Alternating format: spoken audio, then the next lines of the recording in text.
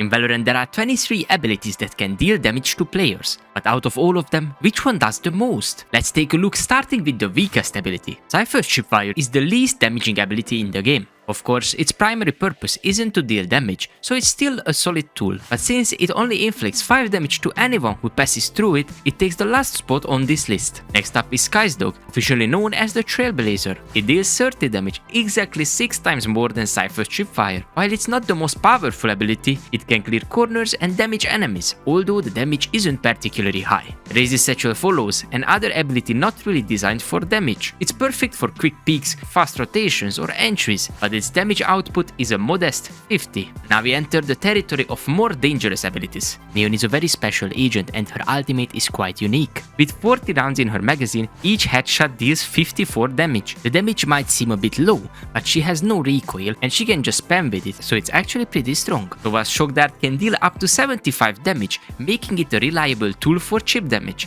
Here we are counting the damage of one dart only. Viper's Molly does a bit more, inflicting 79 damage, 4 more than Sova's Shock Dart. Though the Molly's damage is low on its own, the vulnerability effect it provides is useful, especially in combination with her smoke.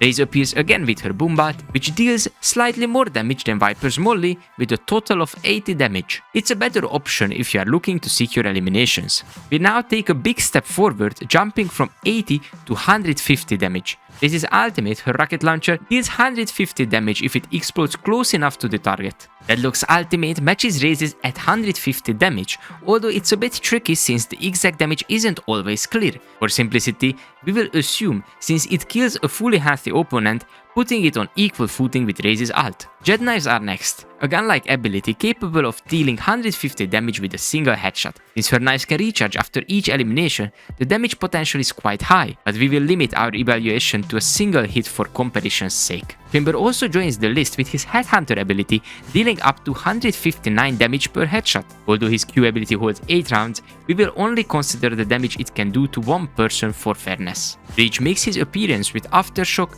his only damaging ability. It hits twice in quick succession, dealing 80 damage per tick for a total of 160 damage. Gekko's Molly comes next, dealing 179 damage. It's useful for denying space or playing post-plant, making it quite versatile.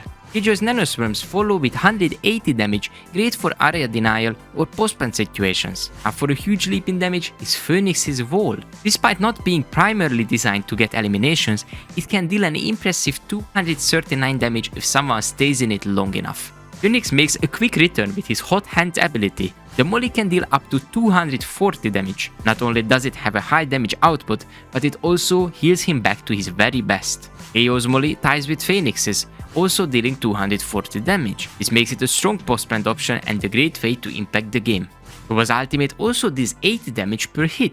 Since you have 3 shots with it, in total you can deal 240 damage. Since you can track players between each shots, it makes it extremely powerful in the right situations. Chamber makes another appearance with his ultimate, which functions like a free operator. A headshot from his ult deals 255 damage, more than enough to eliminate a fully armored opponent. Again, we will only count the damage to one player, though it could potentially wipe out the entire enemy team thanks to the 5 bullets in the magazine. The last ability to miss out on the podium is Vize's Razorvine, which is a bit tricky to calculate. It's very similar to Killjoy's Nanoswarm, but it only does damage if we are moving in it. To understand how much damage it can deal, we need to do some calculations. What is the maximum distance we can take in the ability to maximize the damage output? To walk 50 meters, it takes around 7.5 seconds. That means we are going with the speed of 6.6 meters per second. The Razorvine is active for 10 seconds. If we would spend all 10 seconds moving in it, we would cover 66 meters. But since it slows you with 15%,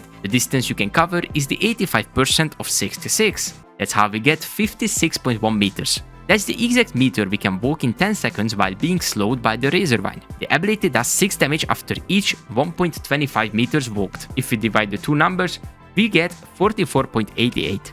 That means that it will do damage 44.88 times in 10 seconds. That comes down to a grand total of 6 damage multiplied by each tick, and that is 44.88, equaling 269.28 damage. Now we are into the top 3. Raze's nade can deal up to 275 damage if every piece of it hits the target. In the second place, it's Brimstone's Molly. It's my favorite ability in the whole game, which deals a whopping 468 damage over its duration. That's enough to kill a player 4 times over. If you were convinced that Brimstone won't make a back-to-back appearance on this list, you were wrong, because the first place goes to Brimstone's ultimate, Hellfire. This ability can dish out 500 damage, enough to eliminate 5 players one by one. Now that you know which abilities deal the most damage, why not check out how to optimize your gunplay?